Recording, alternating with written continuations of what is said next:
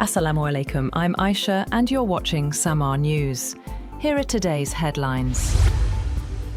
The United States and Iran have traded air attacks for a second straight day. The US military said its latest attacks targeted military surveillance capabilities, communication systems, and air defense sites across Iran, in response to what it called Tehran's unwarranted and continued aggression. Iran's Islamic Revolutionary Guard Corps said it had launched counterattacks on 18 US military targets at airbases in Kuwait and Bahrain, as well as the US Navy's Fifth Fleet in Bahrain. It later said it had also targeted the al-Azraq airbase in Jordan for a second night running. Meanwhile, Iran has announced the complete closure of the Strait of Hormuz, warning that any vessel attempting to pass through the strategic waterway will be targeted. Iran's top joint military command, Khatam al-Anbiya Central Headquarters, announced in a statement broadcast by Iranian state television that the headquarters said the decision was taken due to growing insecurity in the region and what it described as continued American aggression. The statement said the strait is declared closed to the passage of all vessels, including oil tankers and commercial ships. US President Donald Trump says Iran has taken too long to reach a deal with Washington and will now have to pay the price amid ongoing tensions and reported diplomatic efforts. In a Truth Social post, Trump called Iran's military a complete and total mess and said the country is all talk and no action, adding that the bully of the Middle East is dead. His remarks came as reports indicated Qatari negotiators traveled to Tehran to continue efforts toward a possible agreement following consultations with the United States. White House officials did not immediately comment on the post or the reported diplomatic outreach. President Masoud Pezeshkian has said that Iran must move beyond the current state of neither war nor peace, while insisting that the country will not surrender to pressure or ceasefire violations. Speaking in Tehran, Pezeshkian said, "War is not in Iran's interest," but warned that any threat to the country's dignity, territory, or sovereignty would be met with resistance. In a later tweet, Pezeshkian said, "Tehran will stand firm against any pressure or threats," following renewed warnings from President Trump. He dismissed threats against Iran's infrastructure, including its transportation, electricity, and water networks, describing them as a sign of desperation rather than strength.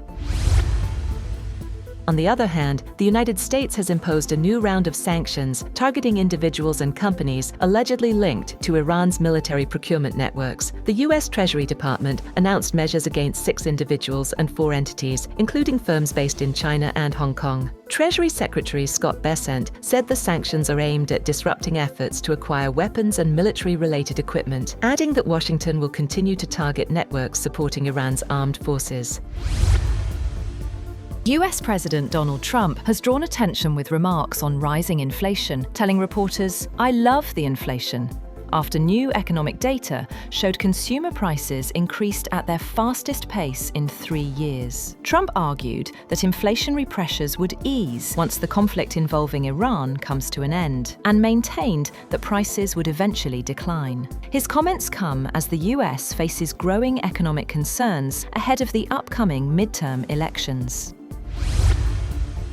3 Indian sailors have been confirmed dead in a US military operation involving a tanker off the coast of Oman. The incident reportedly occurred during Washington's efforts targeting Iran-linked maritime activity. The deaths are the first reported involving Indian nationals since the start of the US operations in the region. Meanwhile, Indian officials have also reported a separate incident involving another tanker off Oman and are monitoring the situation closely. The developments come amid heightened tensions in Gulf waters, where increased military activity has raised concerns over maritime security and commercial shipping.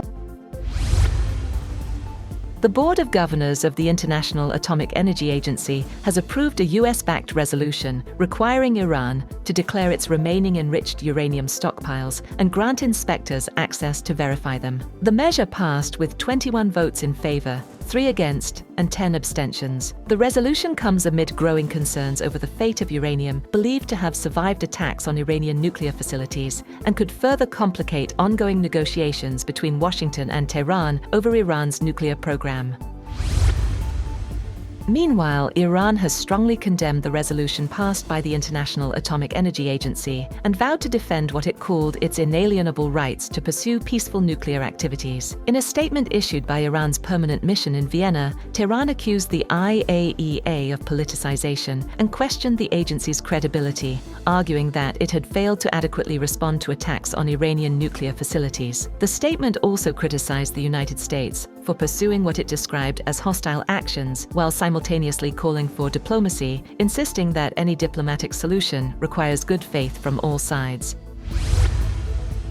Bill Gates has told members of Congress that he did not fully understand the extent of Jeffrey Epstein's crimes when he associated with the late convicted sex offender to raise money for his philanthropic foundation. Gates also testified that he never witnessed any criminal conduct from Epstein. He accused Epstein of blackmailing him over his extramarital affairs. The billionaire's testimony concerned his contacts with the convicted sex offender, who ensnared women and girls from poor or unstable backgrounds.